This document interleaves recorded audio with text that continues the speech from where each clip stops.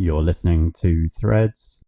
My name's Luke Fraser, and this is the Tonic.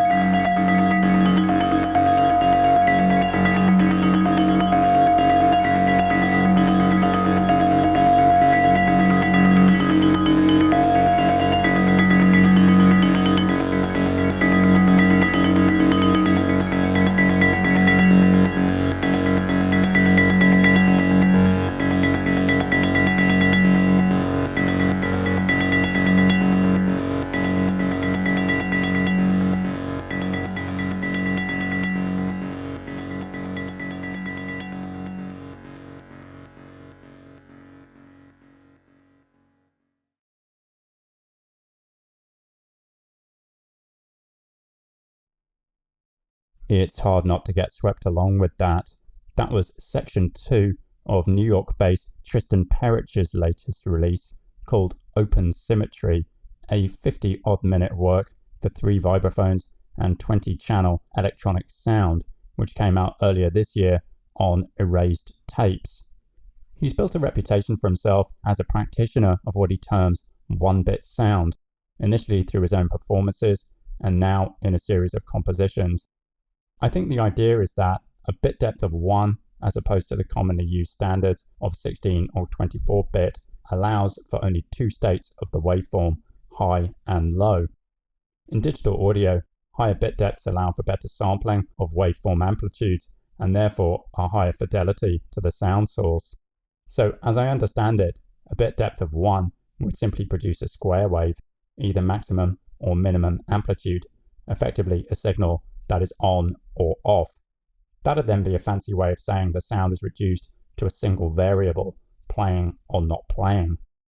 Composers often like to work with limitations, I guess, but that is quite extreme, at least in terms of developing an ongoing body of work.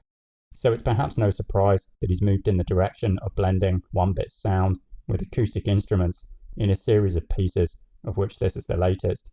Each then becomes an experiment in exploring these hybrid timbres, along with the particular forms unique to each. I saw his large-scale collaboration with the organist James McVinney called Infinity Gradient in London earlier this year, and whilst the piece was impressive, it did sometimes feel a little overextended, and with some of it popping and fizzing a little less than you might expect from the placement of 100 separate speakers on stage. That may be more the venue than the piece though, to be fair. Open Symmetry comes off better to my ears, and it does really pop in all the right places. The use of vibraphones seems apt, and more than in just providing a Steve Reich-esque sound world. Typically played with percussion mallets, vibes have a sharp attack and a long, clean resonance, which acts as a great complement to the electronics. Speaking of Reich, for Perich, there's a philosophical emotionality in minimalist music, which first inspired him to compose when he was younger. He compares this emotionality to finding beauty in the laws of physics. If you understand the basic laws of gravity, you can watch something simple, like a leaf fall off a tree, and find beauty in its descent. That feeling comes from understanding the science behind it. That was performed there by the French ensemble O. They are Alexandre Babel, Julien Garin, and Stéphane Garin, vibraphones, along with Tristan Perich providing the electronics.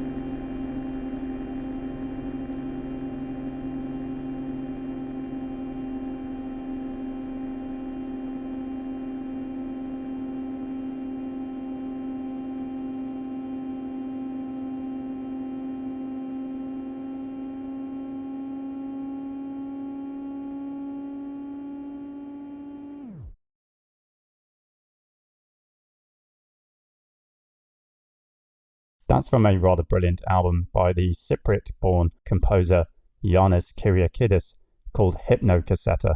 That was part 3 you heard there. It's a continuous set of 16 pieces for string quartet, improviser, playing cassettes and any instrument, but in this case guitar, and live electronics, with the source material apparently being based on dreams that he had during the first few months of lockdown back in 2020. The 16 pieces have been rendered on this release as 6 separate tracks, but they ultimately flow as one immersive composition. Rather mysteriously, he describes how accounts of these dreams are encoded in the music that is played by the quartet, and also encrypted in the sound textures that surround them. The title of the piece, translating as Sleep Cassette, refers to a theory proposed by the philosopher Daniel Dennett that says that dreams are loaded into consciousness like a cassette tape during the night and played just before waking. And whatever the empirical reality of that, it's a rather lovely image. The piece was performed there by the Bozzini Quartet. They are Clemens Merkel and Elissa Chung, violins, Stephanie Bozzini, viola, and Isabel Bozzini, cello, along with Kyriakidis' longtime collaborator Andy Moore, who provides the guitar and tape work, together with the composer's electronics, with all of them moving from moments of playfulness through longer drones to much more skittery, unsettling material. In keeping with the title, it all seems almost poised in some halfway realm between dreaming and waking. Hemmo Honkonen was released on Unsounds earlier this year.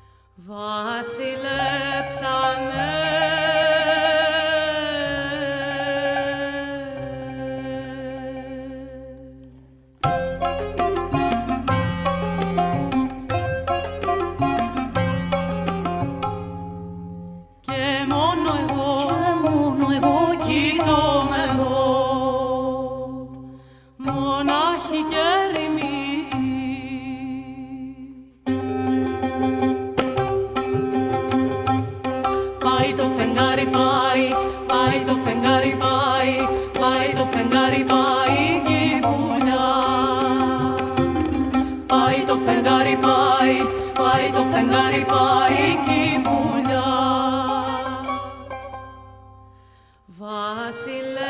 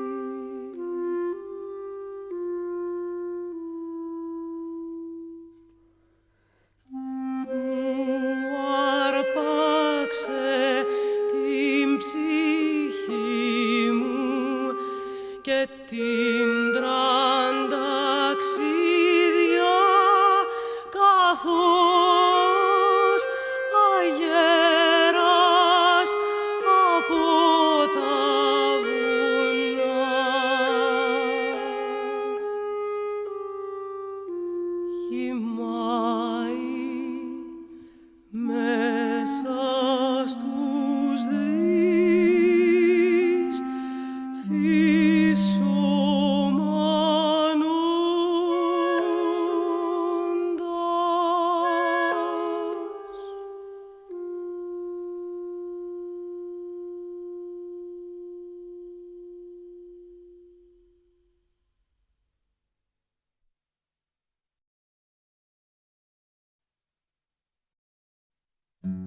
κι ανάμεσα σε μαλακά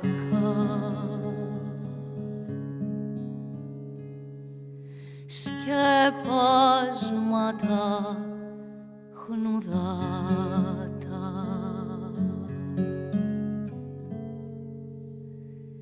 με προσοχή την πλάγιασε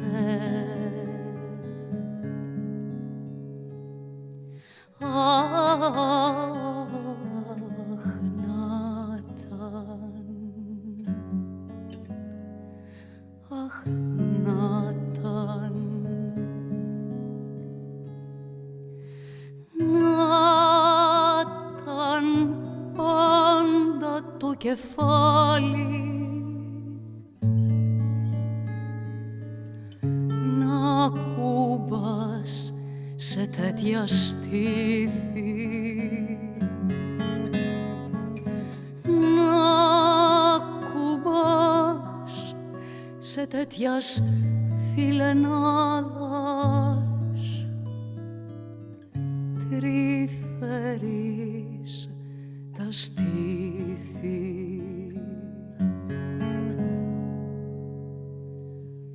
να κράταγε για μένα ναι δυο φορές τη νύχτα ετούτη να ήταν χρυσή Αφροδίτη μου τέτοια μια μοίρα να μου λάχει εμένα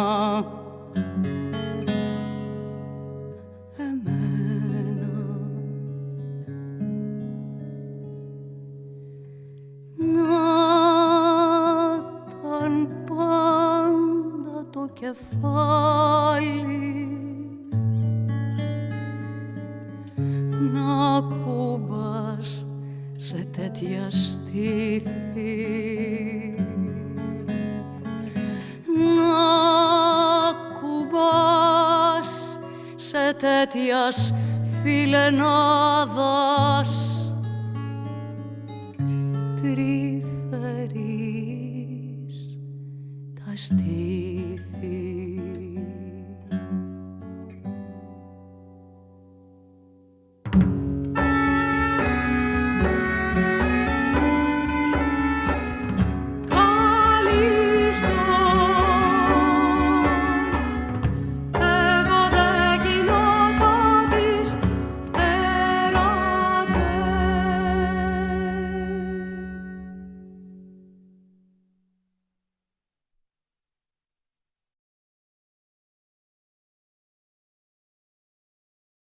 I've been really enjoying that recently.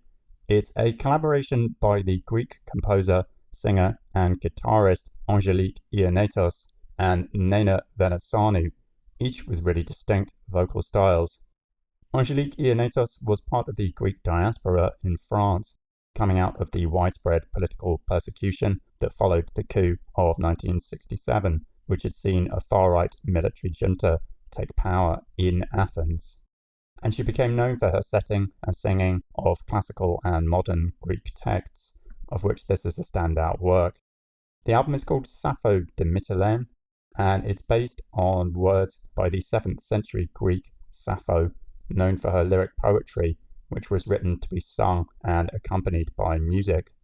She, for her part, was regarded as one of the great poets, being given names such as the 10th Muse and the Poetess. Anyhow, the words there are rendered in both classical Greek and in a modern translation provided by the great 20th century poet Odysseus Aeltis, with Angelique Ionatos composing the music and Christian Boisel doing the arranging. It was first presented as a live performance in Paris in 1992, with the album going on to be awarded the Grand Prix de l'Académie Charles Cros. The two short pieces you heard there are Grigoria e Ora and Ki Animessa, and they hopefully give a feel of the whole thing. It's dark, often brooding music that makes great use of the chamber instrumentation and particular modal inflections that seem to situate it right at the axis between East and West. It was performed by Angelique Ionetos, vocals and guitar, Nena Venetsanu, vocals, Bruno Sansalone, clarinet, bass clarinet, Henri Agnel, oud, glittern, zarb, tabla, tambourine, Christian Boisel, synthesizer, oboe, shawm, recorder, bendir, and Jean-François Roger, vibraphone, marimba, tabla, and percussion. And the album, Sappho de Mytilene, was released on Orvidis back in 1991.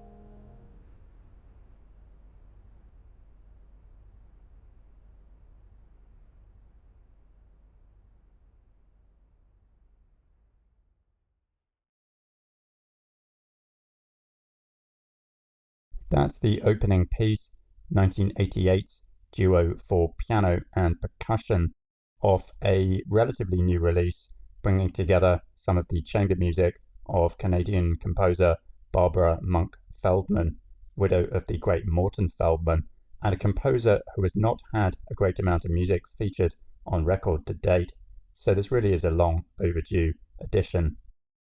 The duo, which seems to evoke an aura of drowsy, hot summer days, has many of the features that seem to mark out her music: slow tempi, quiet dynamics, sparse textures, and long, resonant decays. The harmonies, meanwhile, move between moments of consonance and stretched out dissonance.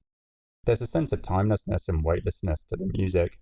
It's contemplative and non-eventful in the sense of the conventional dynamics of tension and release, but then something is always happening.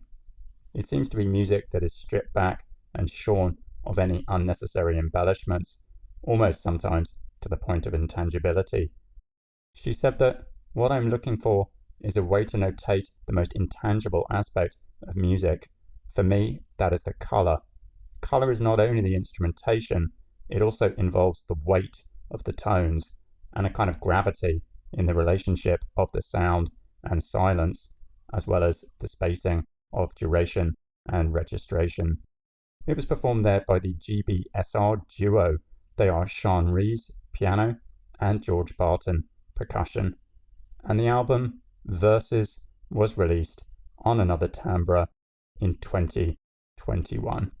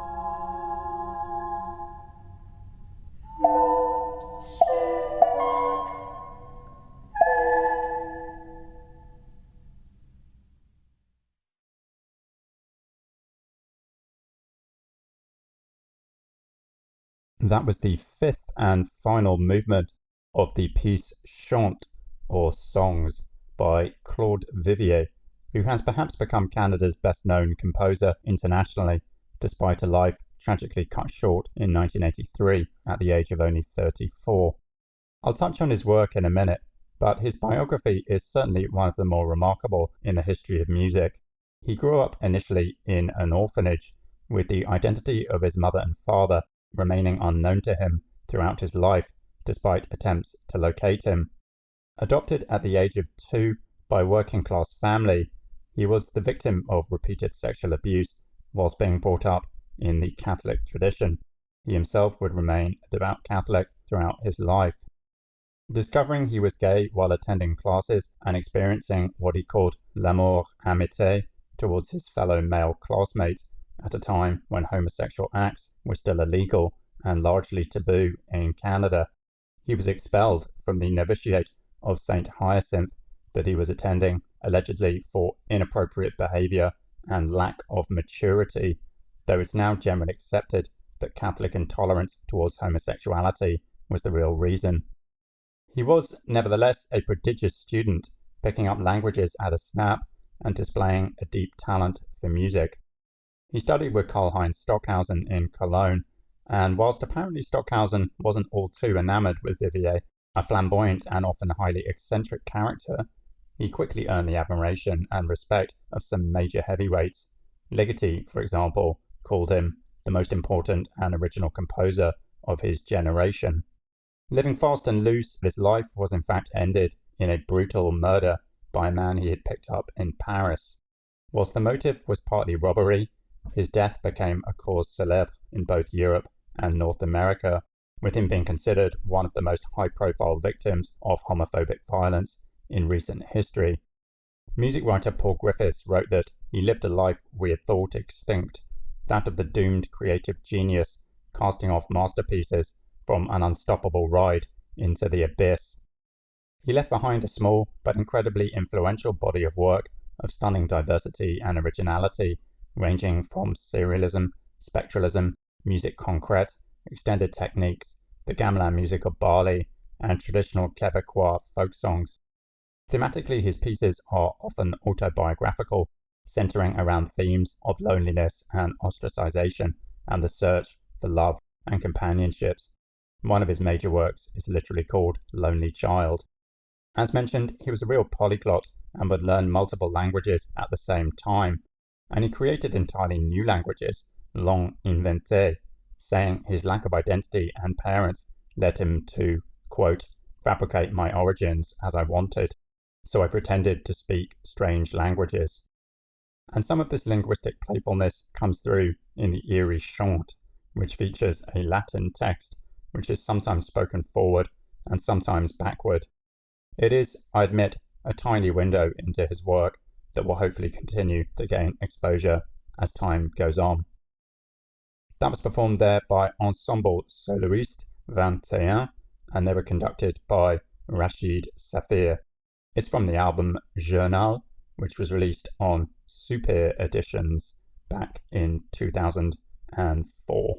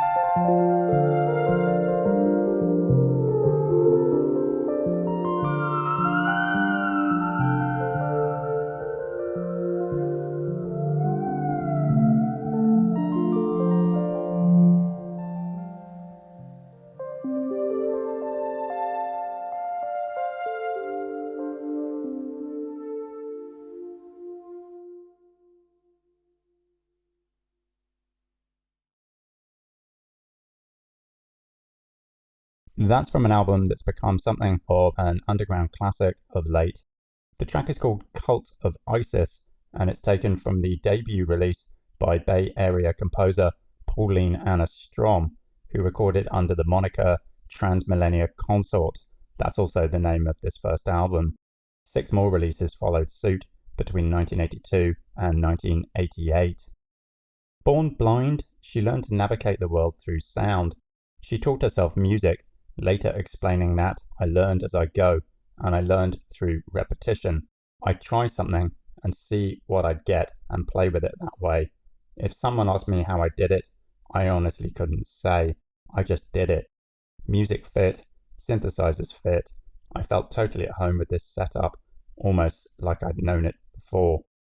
Adopting the name Transmillennia Consort, she mapped out an inner world of imagined pasts, possible futures, and alternate realities, seeking to act as a consort for her audience by spiriting listeners through epochs described by her compositions. Then, apparently due to financial pressures, she sold all her equipment, stopped making music, and turned instead to building a spiritual healing practice. She became a Reiki master and spiritual counselor, living in San Francisco with her pet iguana, where she apparently ran her practice under the name Reverend Paula. But after a lengthy hiatus, Transmillennia music, compiled from the 3 albums and 4 cassette tapes recorded in the 80s, was released in 2017. That recirculation of her music garnered fresh attention, and she expressed a wish to get back into making more, this time in the digital realm. And a new album did indeed follow, which she announced in 2020, just a month before her unexpected death. It was released the following year.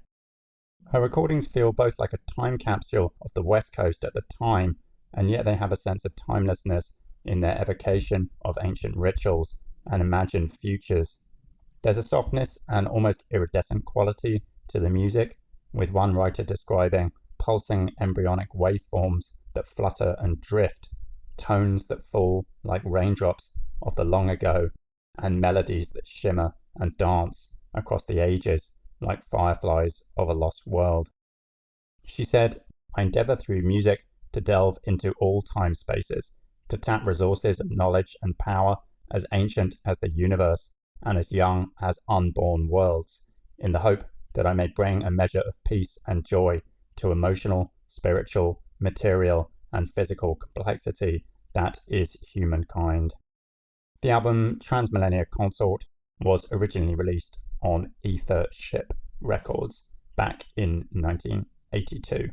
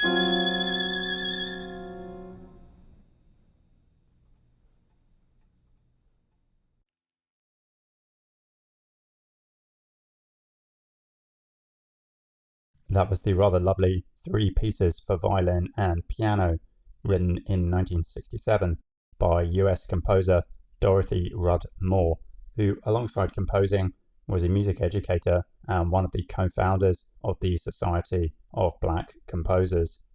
From Newcastle, Delaware, she was born into a musical family, with her mother encouraging her to pursue studies in music and to explore piano lessons. She apparently knew she wanted to become a composer at a young age. She started her undergraduate as a music education major, but later switched to composition, as she was apparently constantly inventing songs and melodies when she played. "I didn't even know the word composer existed," she said later. "I just used to do the music." She went on to receive a fellowship to study with the legendary Nadia Boulanger in Paris in 1963. Meanwhile, the New York-based Society of Black Composers that she co-founded had as its stated goal to provide a permanent forum for the exposure of Black composers, their works and their thoughts, to collect and disseminate information related to Black composers and their activities, and to enrich the cultural life of the community at large. And alongside classical quote-unquote composers, the Society went on to include members such as the likes of Oliver Nelson, Ornette Coleman, and Herbie Hancock. The three pieces that you heard there are great miniatures in my view, with the languid opening movement, the wrench of the second, and the drama of the third.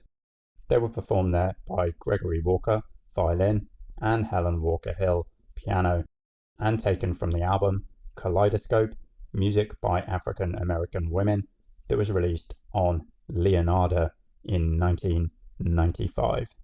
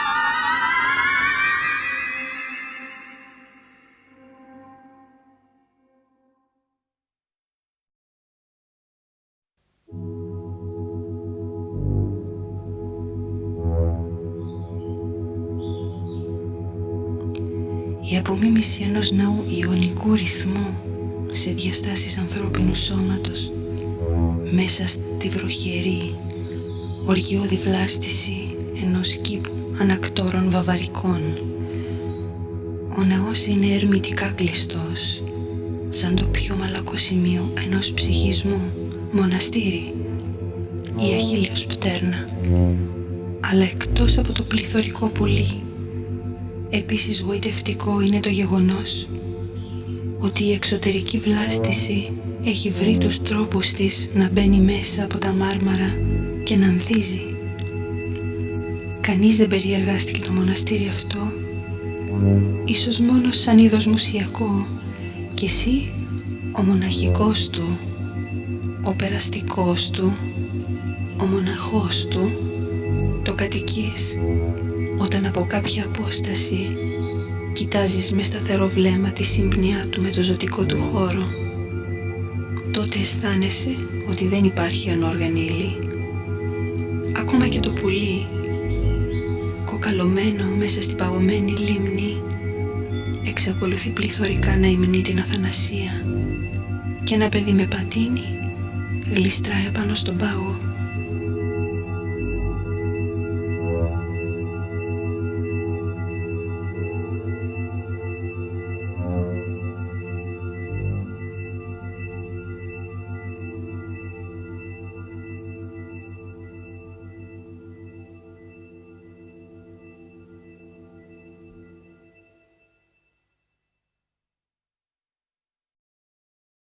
Λιγνές αγαλμάτινες μούσες υποστηρίζουν μια σκεπή, ενώ στο δάπεδο οι ασπρόμαυρες πλάκες αντικατοπτρίζουν την ταχύτητα των συννέφων και την πυκνότητα του φωτός που τα διαπερνάει εκτυφλωτικά, διαμορφώσεις όγκων και φωτός και σχισμών ουράνιο μπλε, σε βρεγμένο καθρέφτη, σε ψυχρή ατμόσφαιρα και ένα κόκκινο ζεστό καπέλο.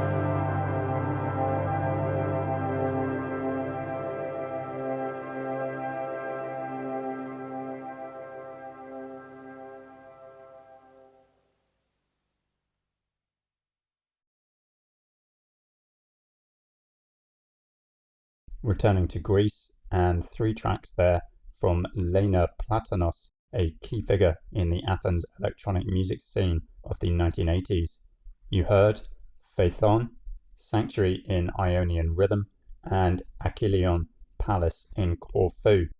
And they're taken from Balances, a compilation of previously unreleased music of hers from the early 80s. She became known for a series of releases that featured her pioneering synth work and her highly distinctive vocal style in pieces that often used minimal motifs and carefully constructed sound design. Lyrically, her verses, though often quite surrealistic in their expression, are also direct and touch on themes of daily routine and personal relationships, especially love and alienation. And they often draw inspiration from Greek mythology and architecture, as heard in those last 2 pieces. In Sanctuary, she describes a temple that is wide shut, and you inhabit it. When you are looking from a distance, then you feel that there is no inorganic matter. I think Balances definitely comes across as a little darker than some of her other releases, but it's by no means the worse for that. Really recommended digging into that one, along with her others, for some brilliant and evocative music. It was released on the label Dark Entries in 2021.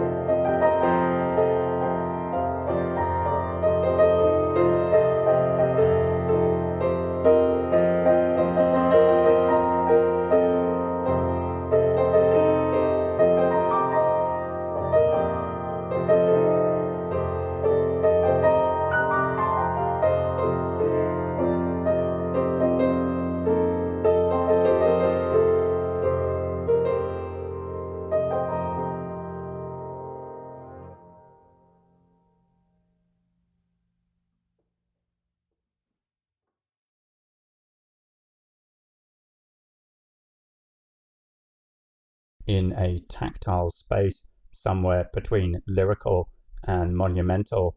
That's the final part 4, entitled L'heure en voix, Glimmers in the Voice, I think, from Intimate Exuberance, Intimate Exuberances, an hour-long piano work and new release from Montreal-based Quebecois composer Patrick Guiger, made in collaboration with the pianist Cheryl Duval. I met Patrick on a residency earlier this year. Shout out also to fellow composers Camille, Eric and Kyle, and to Sten and Anders. And apropos of a conversation we were having about the difficulties of dealing with the piano in this late day and age, with all its associated baggage and sonic prescriptiveness, he mentioned this piece, which had recently been released on Canada's excellent Redshift Records. A pianist himself, he'd actively avoided writing for the instrument for years, due in part, I think, to those issues mentioned, but also the difficulty of writing music for an instrument you are so acquainted with yourself, how to get beyond your own tics, habits, predilections, and so on. The answer to the puzzle lay in a lengthy collaborative process with Cheryl Duval over a period of a few years, I think, with a fair amount of improvisation and resulting open-endedness in the score in terms of aspects such as timing and dynamics. And the album is very much a co-creation in this sense.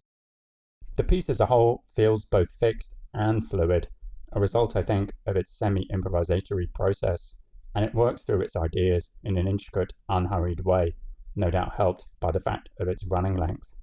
Patrick said that he's not interested in being interesting anymore. For me, writing interesting music is not enough. I want to feel something. Meanwhile, that beautiful fourth movement, it apparently first came out of playing around on the piano with Kate Bush's Running Up That Hill, has got a timeless quality to it, whilst also feeling alive to the process of improvisation.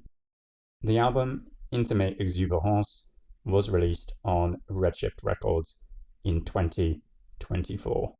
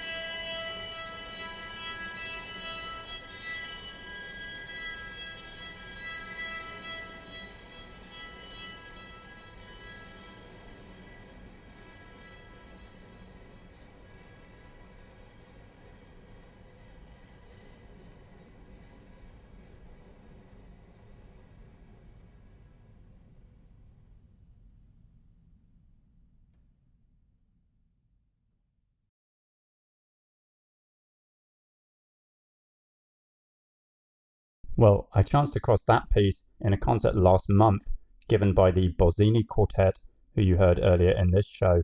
It was part of a Late Changer program, I think, and their violinist Clemens Merkel said that despite it being written in 1984, that it was only the second time it had been performed in the UK. The piece is Quan string quartet version by the American composer James Tenney, who I featured before on this show, and who has become known as something of a composer's composer. He's been greatly influential, both directly through his own teaching and indirectly on a whole generation of composers. I won't go into his bio in detail, but he's made significant contributions to a whole range of musical fields, including synthesis, algorithmic composition, plunderphonics, process music, spectral music, and microtonal music. Quite a roll call. He originally wrote Quan as a solo violin piece in 1971 as part of a series called Postal Pieces. The score for that is contained entirely on a postcard consisting of only 7 bars, and the string quartet version that you heard there retains the original violin line whilst adding further harmonic context by the other 3 instruments. He wrote that Quan was concerned with the perceptual effects of an absolutely linear and predictable formal process involving a bowed tremolo progressing through a series of microtonal intervals on progressively higher pairs of strings.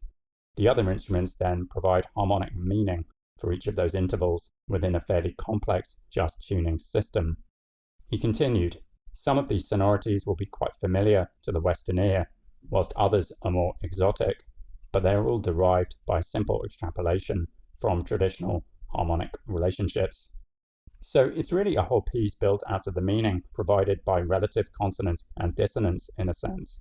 It's pure process in a way, but with such a plastic medium as pitch or tuning that the result is completely engaging, and I have to say, being in the room listening to it felt pretty mesmerizing.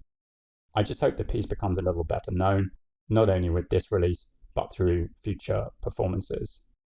The Catalog Bozzini are Clemens Merkel and Alyssa Chung, violins, Stephanie Bozzini, viola, and Isabel Bozzini, cello. And that album, Arbor Vitae, was released on Collection QB back in 2008. And that takes us through to the end of another one. The Tonic should be back on the 2nd of October. And as usual, you can check the show's Instagram page for confirmation of that, the _tonic_. Do feel free to send me a message at any point via Instagram or the tonic.online, where you can find access to all previous episodes of the show across a range of streaming platforms, along with an archive of all the artists and recordings featured each time. Thanks once again to everyone at Threads, to Gabe, Freddie, Lee, Rosie, and thanks to you for listening. I'm Luke Fraser. See you next time.